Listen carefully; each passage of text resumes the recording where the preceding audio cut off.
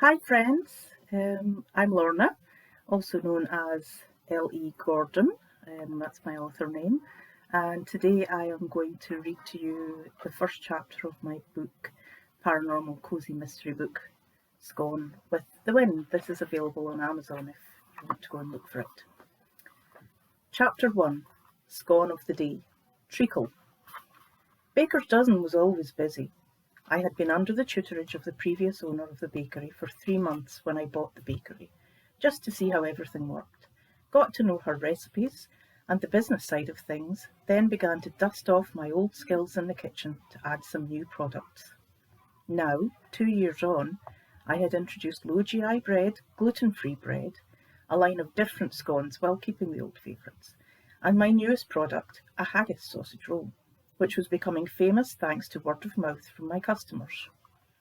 The idea of working in my own bakery had been playing in my mind for quite a while.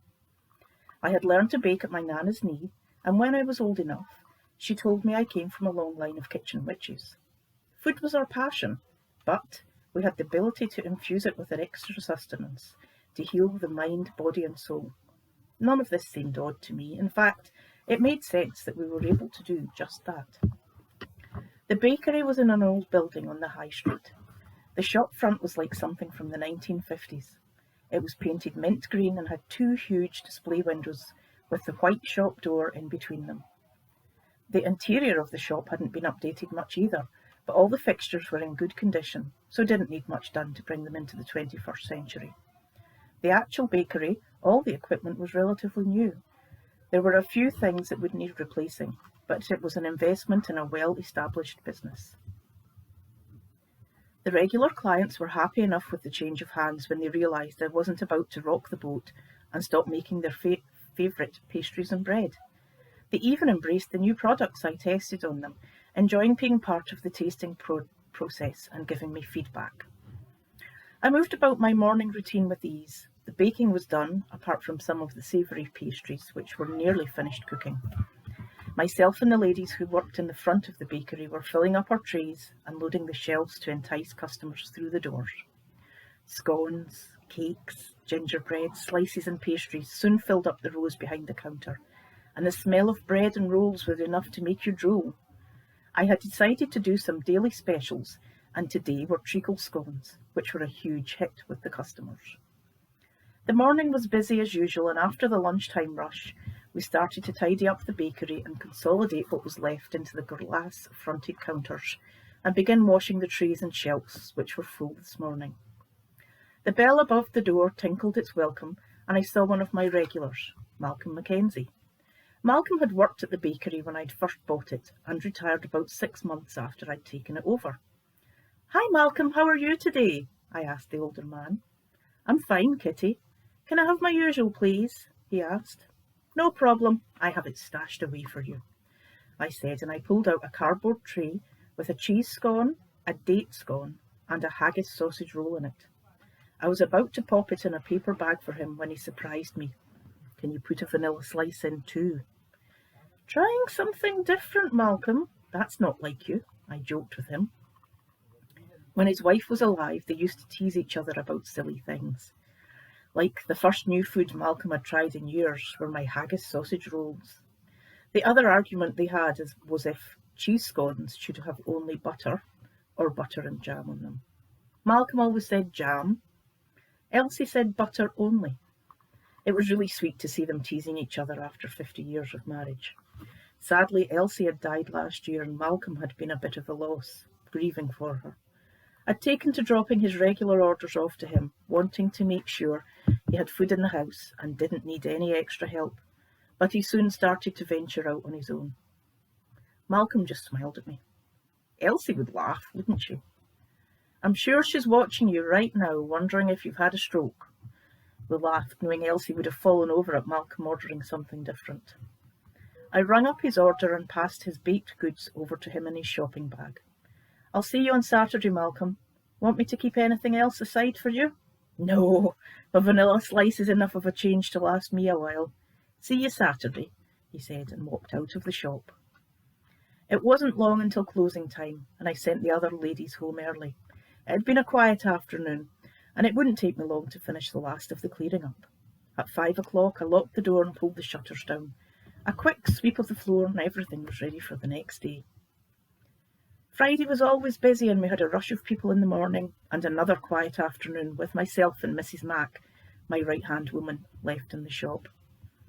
Mrs. Mac had kind of came with the bakery. I'd no idea what her full name was, and I was a little frightened to ask. She was a typical Scottish granny.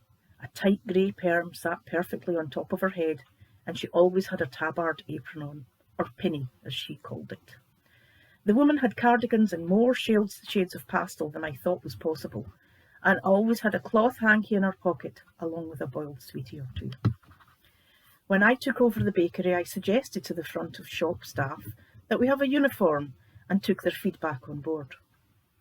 Together we decided on a white t-shirt, jeans, and some fancy new sky blue aprons with the baker's dozen logo on the front, and large pockets for them to stash pens or other bits and pieces. Everyone was happy, but Mrs. Mac refused to indulge me and just kept on wearing what she wanted.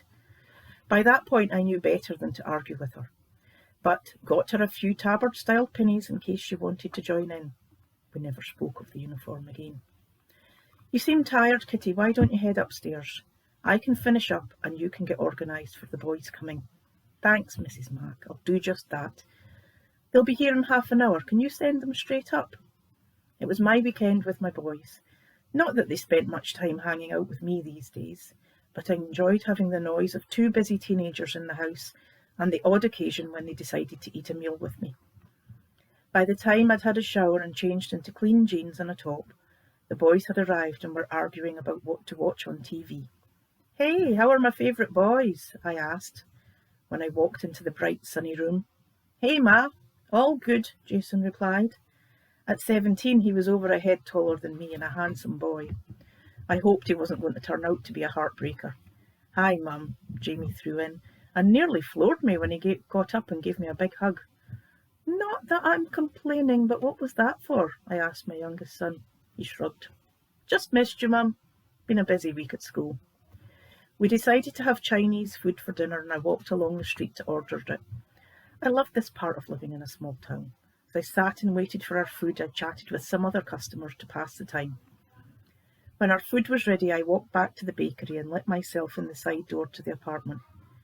During our meal, the boys told me about what they'd been doing at school. It was fun listening to them share their experiences, and I'd found they were much more open with me now we didn't seem to see each other every day, and it made me appreciate them more. After we had eaten as much as our bellies could hold, we sat in the living room discussing new movies coming out, their exams, and the new game Jason had bought that the two of them were desperate to get playing. Sensing that was my cue to give them some peace, I encouraged them to go up to their own living room while I read before heading to bed. Saturday was our busiest day, and I didn't see the boys until they finally surfaced for lunch.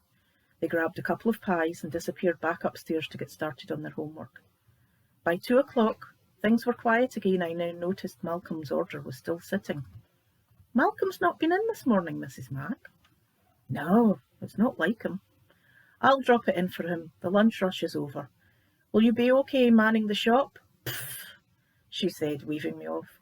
"I could do it in my sleep. Off you go. I'll see you when you get back." I'm pretty sure that she could indeed man the shop while sleeping, but it's always polite to ask. I took off my apron and headed upstairs to get my car keys and handbag.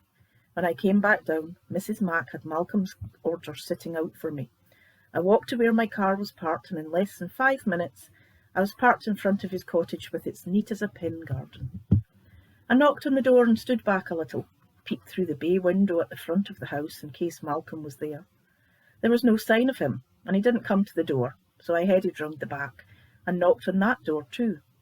Again, there was no answer, and I walked along the gravel path to check on the kitchen window, only to see Malcolm sitting at the chair at the table with his back to the window. I rapped on the window, but he didn't move.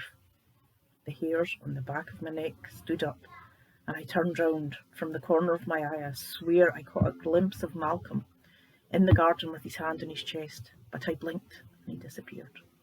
Something wasn't right.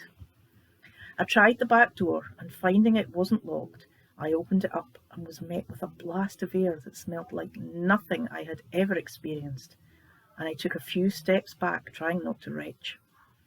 Not a good sign. Taking a deep breath, I held my nose, put my hand over my mouth and walked in.